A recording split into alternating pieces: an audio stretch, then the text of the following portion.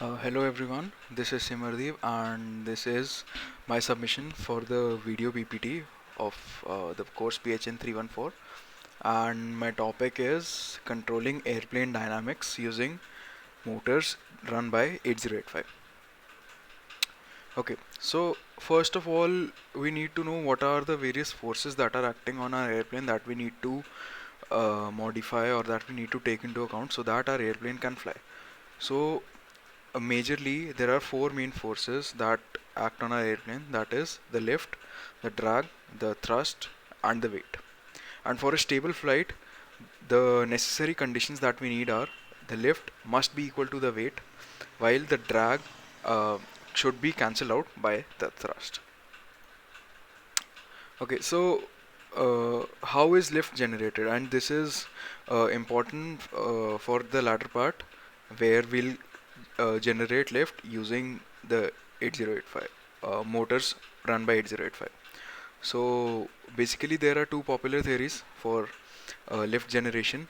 The number one is the flow turn theory, where you can, as you can see in this image, the lift occurs when a moving flow of gas is turned by a solid object. Here the moving flow of gas is the air around the wing, the object is obviously the wing, and the direction is downwards. Thus, we have a lift that is upwards, and thus our airplane moves upward due to the downwards created by the exit airflow. The second one, which is quite a lot debated and not many people believe in that, is the longer path theory, which is that the air at the top of the wing has to travel a larger distance in a smaller time so that it meets the air at the bottom part of the wing exactly at the same time at the end of the wing, thus creating a low pressure area above the wing and a high pressure area below the wing, and hence creating an upward force which is called as lift.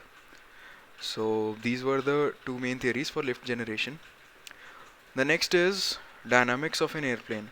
So the basically motion of an airplane can be categorized into three classes, which is roll, that is uh, like the rotation around the front and back axis, which is basically this, right? The yaw, that is rotation around the vertical axis, that is this, and the pitch, that is the nose up and down, rotation around the side to side axis. So using these three direction of motion, we can control the plane to do basically whatever we want, right? And to control these three dimensions of motion, we use control surfaces. So as written, each of the previously mentioned modes of motion is controlled by a control surface. Now the rolling motion is controlled by ailerons, which are movable flaps on the main wing, which are shown in green color, right? The yaw is controlled by the rudder on the vertical tail, which is shown by the red color, and the pitch is controlled by the elevator on the horizontal tail, which is shown by the blue color.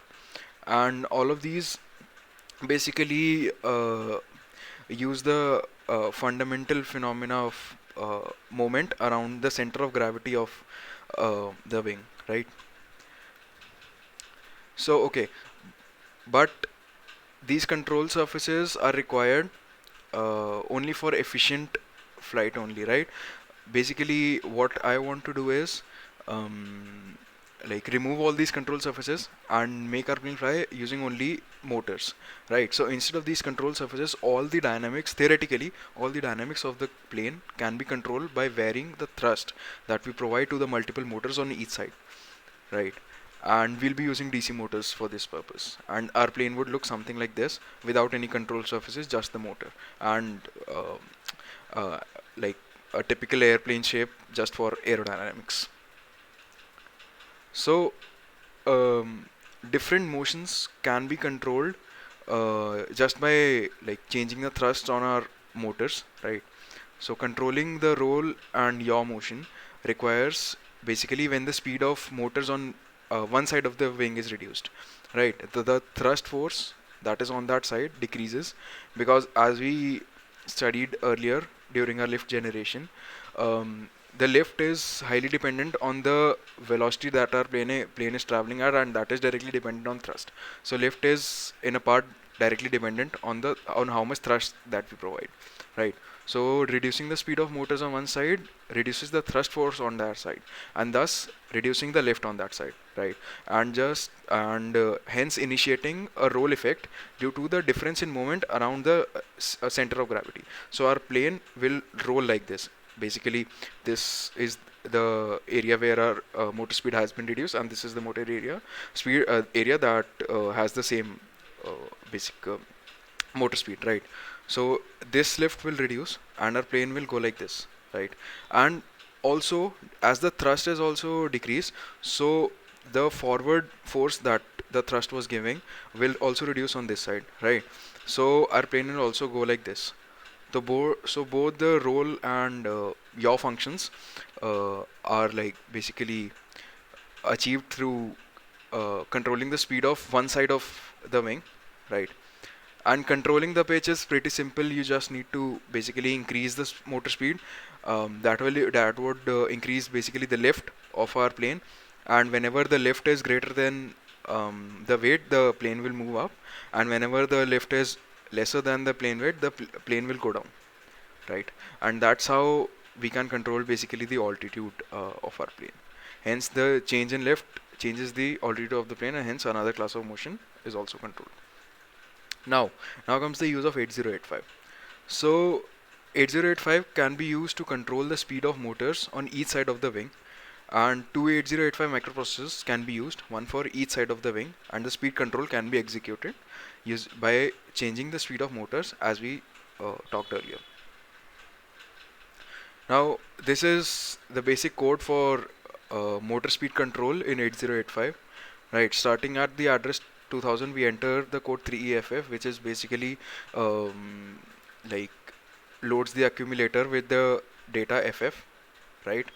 And at 2002, we input the code D340, which is basically, so our motors are connected to the output port 40. So we'll output our data, the data in accumulator to the output port 40, and this EF, which will basically go to the subroutine at 0028H and then come back to the main code, right? And by just changing this value, the FF value, the FF is basically the speed of our motor, right? So if so the output port 40 can be connected to several motors using cable splitters, and thus a set of motors can be controlled with just one command, right? So let's take an example. Suppose we want to turn our plane towards the left like this, right?